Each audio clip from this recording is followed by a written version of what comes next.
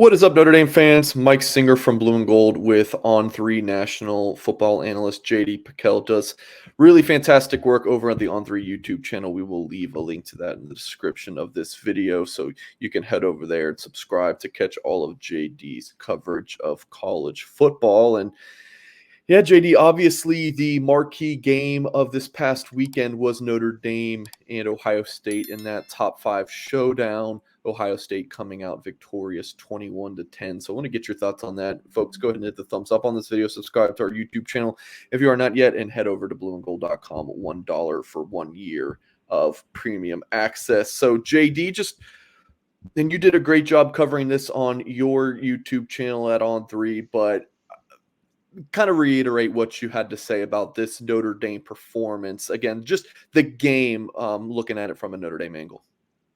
Yeah, absolutely. I think going into the game, if you're a Notre Dame fan, Notre Dame as a whole really had to throw that first punch, right? I mean, if it got to a point where Ohio State's up 10 or Ohio State's up 14, well, then you kind of get into a track meet, and then it becomes a little bit more difficult because you ask Tyler Buckner to press.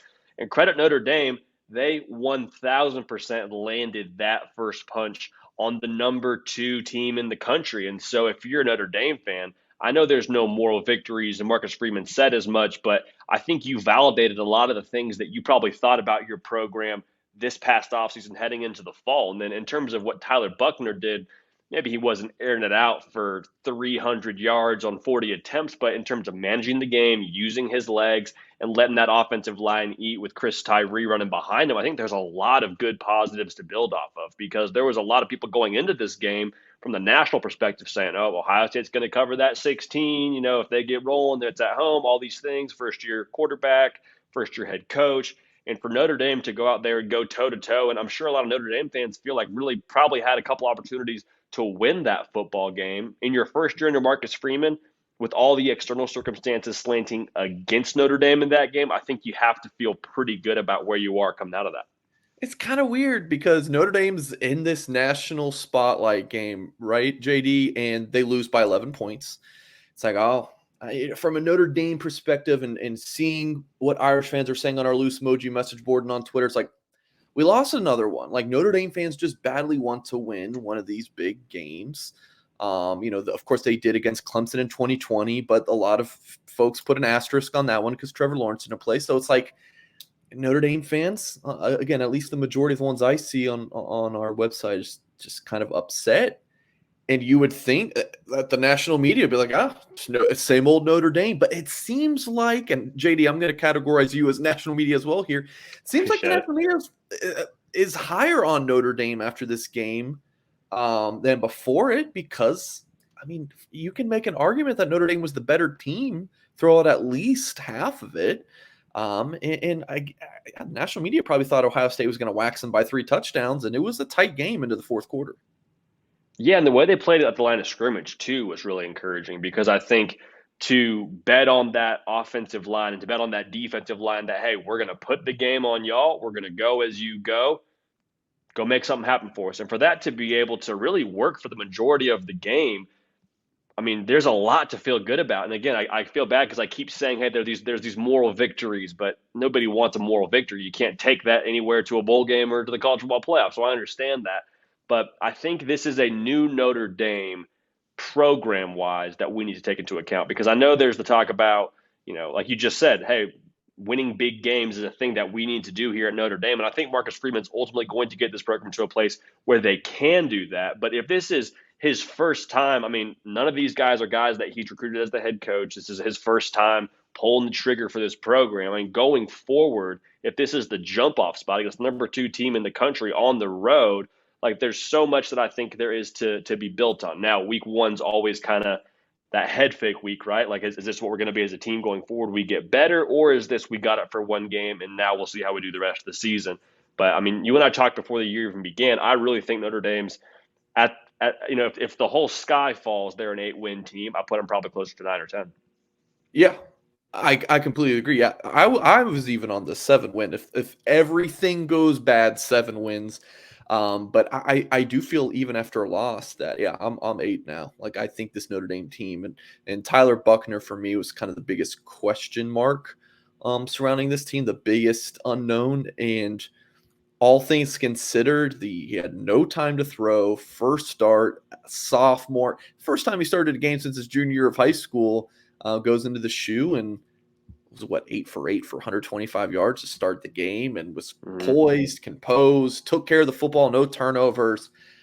Yeah, no moral victories, but whatever you want to call it, you feel better. At least in my opinion, you feel better about Notre Dame. That's just how I Yeah, see it. 100%. And I mean, the game went how Notre Dame, in theory, would have wanted it to go. Like, hey, Ohio State, if you're going to beat us, you're going to have to run the football and play tough. And at the very end of the game, Ohio State eventually was able to do that, which I think you have to just tip your cap to them. But you did what you wanted to do as Notre Dame, short of winning the game from a game plan perspective, controlling the line of scrimmage, running the football, being your tough brand, that kind of being your calling card at Notre Dame. There's a lot to, like I said, a lot to be encouraged about playing the number 2 team in the country on the road, by the way, as tough as they did. Yeah, and Marcus Freeman said that was the game plan, to limit their possessions, and Notre Dame did control the clock for again, the first 2.5 quarters, and then Ohio State just started running the ball so effectively. So the coaches poll came out on Tuesday afternoon. JD, Notre Dame ranked number 9 nationally. Is that about where you would have them ranked? Yeah, I had them about 9 or 10 in my own personal inventory of things. I think that's about right. If they had fallen any further after the way they played Ohio State, I would have been concerned. But it's funny because the polls come out. I know it's for people like us to talk about and for us to kind of debate and see where teams rank. But I mean, after week one, is there a ton that we can really be certain about for Notre Dame outside of they're going to have a good offensive line and a pretty strong defensive line?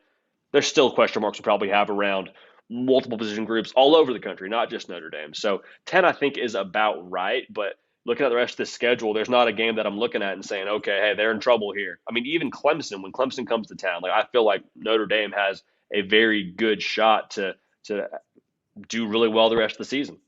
All right, let's get right into that topic. So I'm gonna we'll pop this on the screen as well, for folks to check out this Notre Dame schedule. But Marshall's this weekend, you got to chalk that up for a win. Cal at home at North Carolina, BYU in Vegas, Stanford comes to town.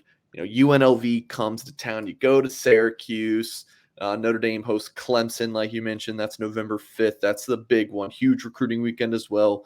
The next week, Navy in Baltimore, and then you got Phil Dracovic, former Notre Dame quarterback, in his homecoming, and then Southern Cal on the road to end the season. So it seems like, look, Clemson, USC, the big ones, and you got Clemson at home, and you go to USC, and then the potential trip ups.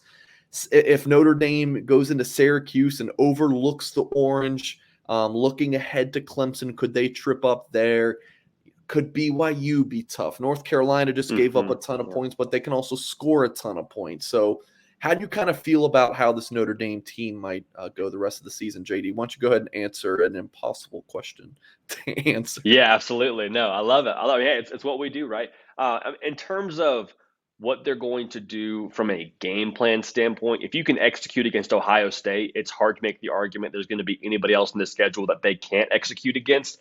I think that the two scenarios I worry about are, hey, what happens if we just run into a matchup situation where a Stanford, who historically plays a really tough brand of football, hasn't been the trend lately, but what if they just sort of match up well and execute well on that day? And then BYU, with how experienced they are, that game is obviously in South Bend, which is a big deal, but with how experienced they are with the coordinators and quarterback Jaron Hall, I mean, is there something there to where they can just get out toughed on that day? Now, that's a very big if, but something I'm looking at. And then the teams that we just have big question marks about, right? I mean, Clemson, even after last night, I don't know that we have a ton more info on them going forward. And then USC looks really good against Rice, but Rice is Rice, and USC has a lot of talent on that roster. So by way of the transfer portal, so we'll see what happens there. Again, I probably stay with my 9 wins if we're going to be generous, just because of what they have up front and being able to win in the trenches more often than not. And I think that's the name of the game here. So a lot rides with Tyler Buckner as well, but from what they've asked him to do in that first game, you got to feel pretty good about both lines of scrimmage. Yeah, I'm 10-2 for Notre Dame. I had them losing against Ohio State, and then I think they lose to Clemson. But look, someone thinks 9-3. I mean, potentially losing to Clemson and USC, or splitting there and dropping an unexpected game. Like, I think that's a very fair assessment at this point in the season. You did mention BYU game.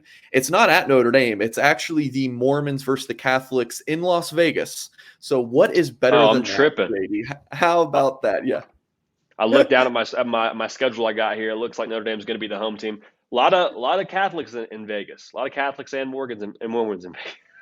So Kidding, of there you course. go. But yeah, that'll be a great game. Shamrock Series. It'll be fun. All right. Well, I hope On3 sends us on the plane, me and JD, to Vegas. We probably wouldn't even make it to the game. So yeah, maybe the bosses shouldn't send us then. But all right. JD Piquel talking Notre Dame football. Appreciate you guys watching here to the end of the video. Hit that thumbs up, and we'll catch you guys next time.